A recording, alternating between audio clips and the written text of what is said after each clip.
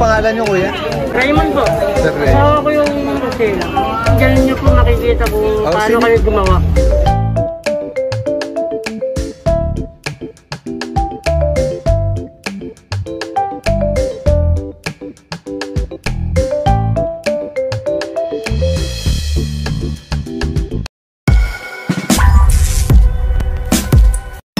At nandito na naman tayo sa Quiapo mga kaibigan, at dahil nga nauhaw ako at hinanap ko itong trending na dragon fruit juice. Ang una ko talaga natikman dito ay dragon fruit shake, pero dun siya sa Hidalgo. Hindi ko alam na meron palang trending na dragon fruit juice dito. Ayan nga si kuya yung may-ari na napanood ko sa vlog. Anong pangalan niyo, kuya?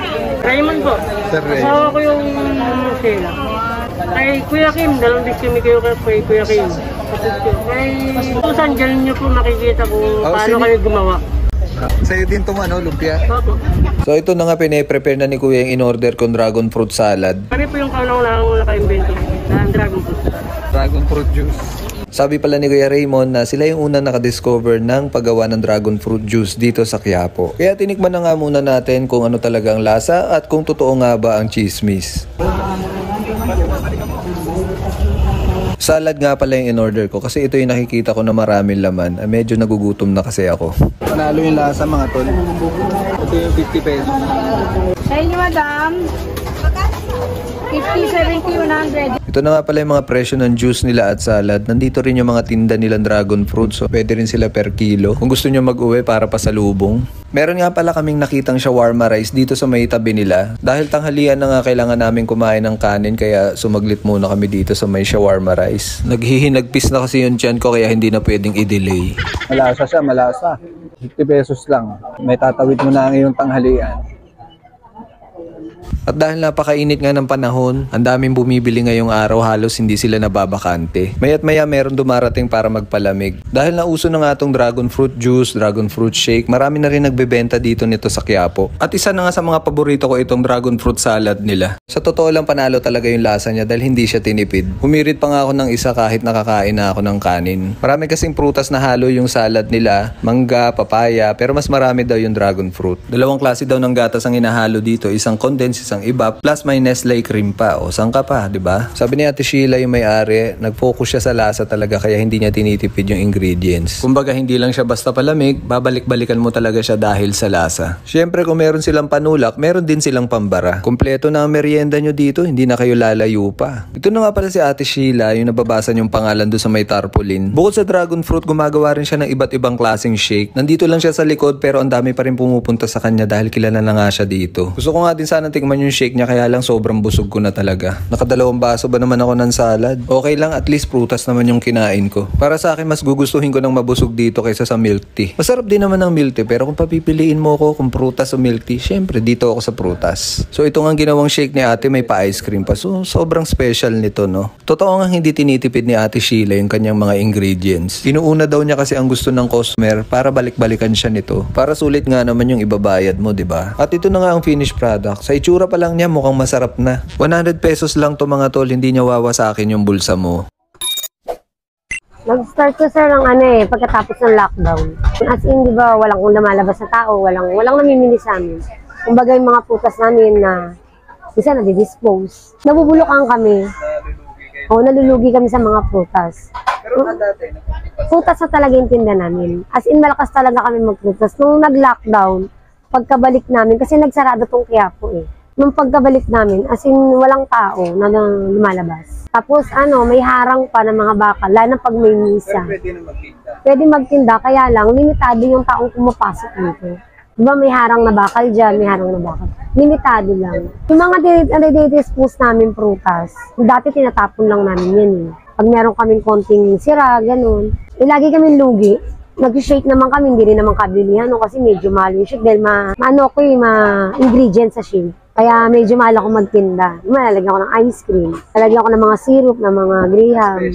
Oo. May suki akong Muslim, may buyer kaming Muslim. Kumbaga tinuturo niya yung salad ng Muslim. Gayahin ko.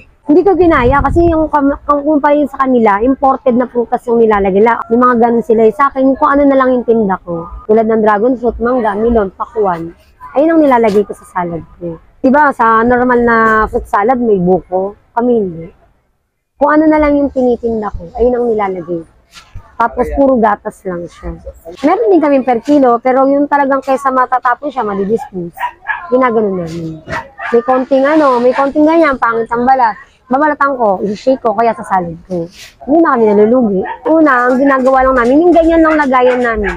Medyo nagpapakilala pa kami. Tsaka hindi pa ganun kasarap nung una. Kasi hindi pa namin alam yung paano yung paglagay ng gatas, kung ilan. Habang tumatagal, syempre nagko-comment yung buyer, alam mo kulang kayo sa ganito, sa ganyan.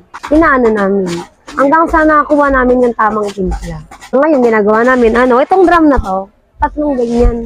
3 yung freezer namin. Kasi kada isang freezer, isang drum. Ito.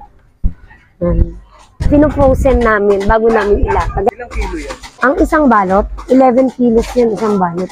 Nakakagawa kami ng ganyang 12 balot. Katimplahan na namin. Pag nag-frozen na siya, halimbawa hiniwa ko ngayon, lalatag namin yung bukas, susunod na araw pa para ma-frozen. Pagka natin inalis na siya sa plastic, yung asawa ko, medyo tutunawin niya sa gatas uli.